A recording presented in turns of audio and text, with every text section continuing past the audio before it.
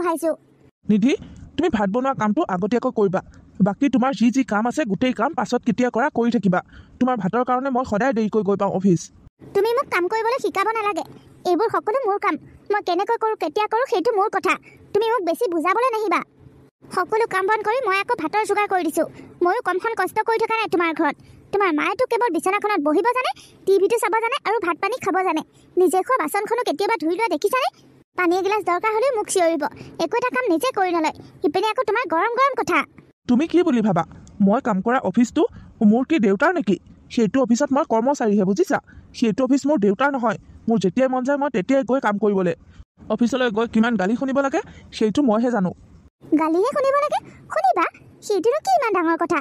মই কিবা এখন কাম কৰিলে অকণমান যদি উল্টা পুল্টা হয় বা অকণমান দেৰি হয় তেতিয়া তুমি দেখোন মোক গালি পাৰা, কথা শুনোৱা।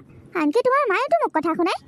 মই যেতিয়া তোমালোকৰ কথাবোৰ শুনো ময়োতো তেতিয়া ধৈৰ্য ধৰি থাকোঁ, কাৰণ মই তোমালোকৰ তলত চলি আছোঁ। ঠিক তেনেদৰে অফিচত কথা শুনালেও তুমি ধৈৰ্য ধৰিব লাগিব।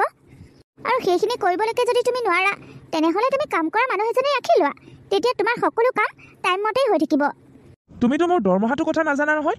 মোৰ দৰমহাটোৰ কথা জানিও এনেকৈ কৈছা যে? আজি যদি মই বেছিকৈ দৰমহা পালোঁ হয় নহয়, কাইলৈ মই কাম কৰা মানুহ এজনী ৰাখি ল'লোঁ হয়। আৰু কাম কৰা মানুহ এজনী ৰখা হৈ ভাল আছিল। তেতিয়া অন্ততঃ মই খোৱা বস্তুখিনি টাইমমতে পালোঁ হয়, অফিচ টাইমমতে গৈ পালোঁ হয়।